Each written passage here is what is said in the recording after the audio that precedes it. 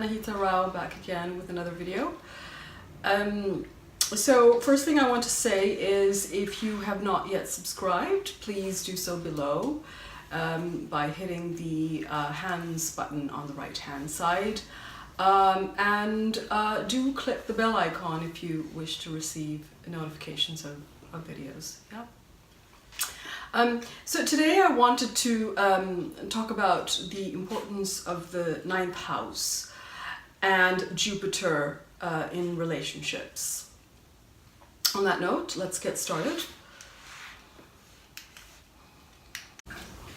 Now, typically when we look at relationship compatibility between two people, we look at the positions of the two watery planets, which is the Moon and Venus.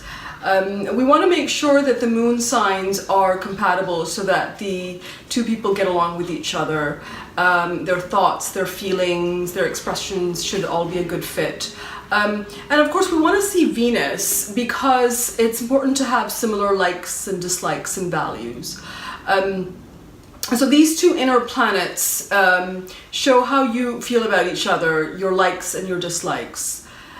So these two inner planets show how you feel about each other, your likes and your dislikes and your thoughts and your feelings.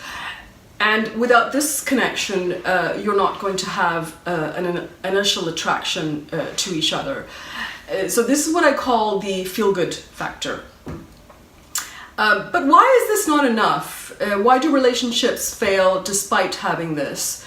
What happens when the initial attraction wears off, the passion wears off, the feel-good factor wears off? Then what happens? So after we see the moon for mental and emotional compatibility, and after we see Venus for similar tastes and values and the sensuous connection between two people, then we will look for Jupiter and Saturn to see the spiritual connection and to see longevity in a relationship. So now in Vedic astrology, the birth chart itself, which is called the Rashi chart, has supplemental charts called Virga charts, which are specific to each area of your life. And for marriage and serious committed relationships, we look at the D9 chart, also known as an Navamsha, because the D9 is basically the 9th division. In essence, this is a microscope of your 9th house from your Rashi chart. 9th house is what? It's considered the most auspicious of all the houses, bringing luck, bringing prosperity, and bringing good fortune into your life. So the Navamsha will show us the deeper layers of compatibility between two people, the fruits of your dharma, your inner life and your inner thinking, thus making it very important for relationships. Because when you are in a relationship, there are certain dynamics involved that are not seen by the world. They're only seen by the two people that are in the relationship. So that is what is representative of your inner life. So now what planets signifies the 9th house matters? Well, that would be Jupiter. So this makes Jupiter a key planet when it comes to looking at the strength and the longevity of a relationship. Jupiter in the 9th house show your vision, they show your purpose. And this needs to be in harmony with another person if you want a lasting relationship.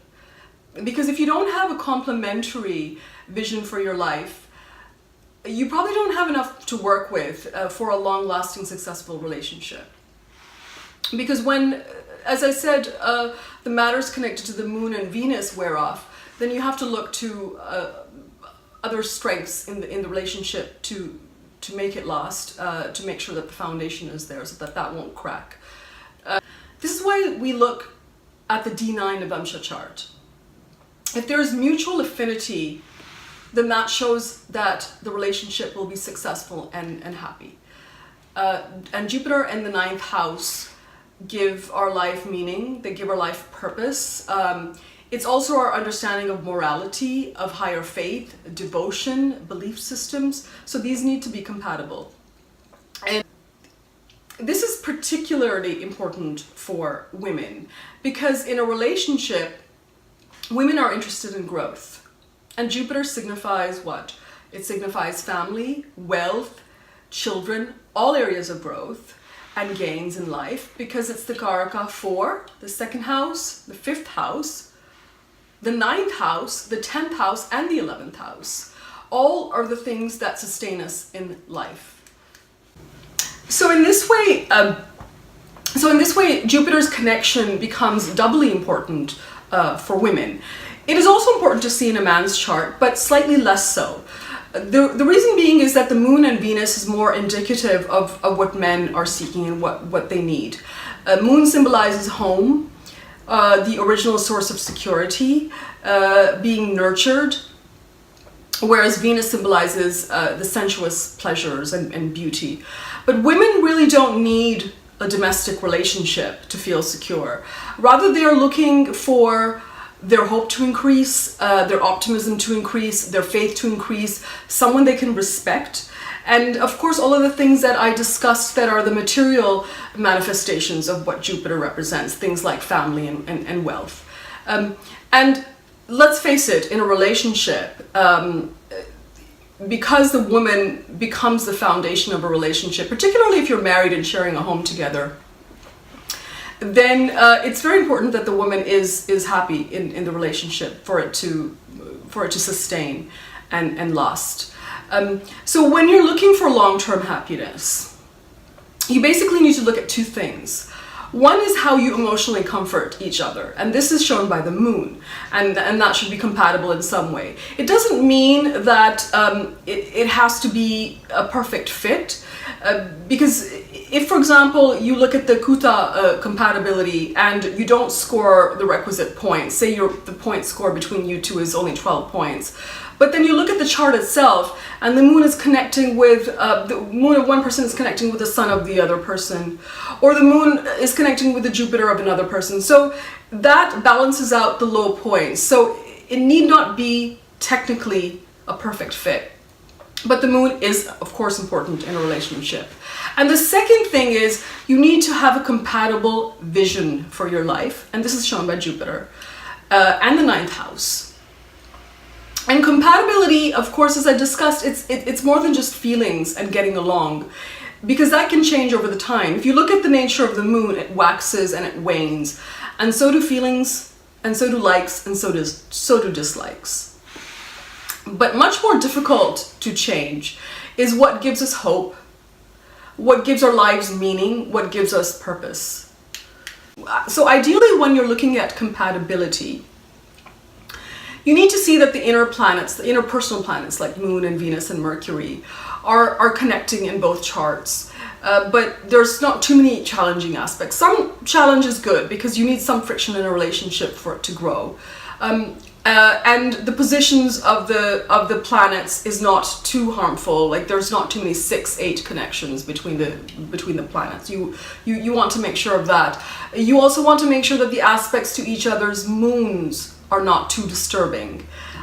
Similar ideas of how lives will be. What does a relationship stand for? What do you create or build together? Traditionally, this was meant creating a family together, and this was normally the glue that made the relationship stick, which again is a Jupiter significator. But nowadays, simply creating a family may not be enough. So you need a bigger vision, a bigger purpose, the reason you've come together. It could be anything. You could create something else. You could create a business. You have similar direction. You have similar outlook. So those are the kinds of things that I'm referring to there. Because if you don't have much of that wavelength compatibility, which is essentially the moon compatibility, but you have similar visions and aspirations and purpose for your future, then it can still work and it can still last. So in a chart, I would say, look at Jupiter's position in both the D1 Rashi chart and the D9 Navamsha chart.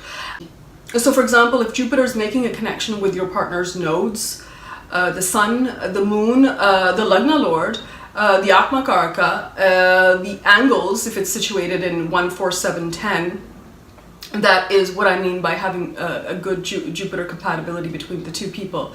Because at the end of the day, Moon and Venus may bring you together, but you need Jupiter's blessings to make the relationship official, as we know. and also to make it into a long-lasting love. Thank you. I hope you enjoyed that. And feel free to subscribe below as usual. And also feel free to make any comments that you wish. Thank you. Bye.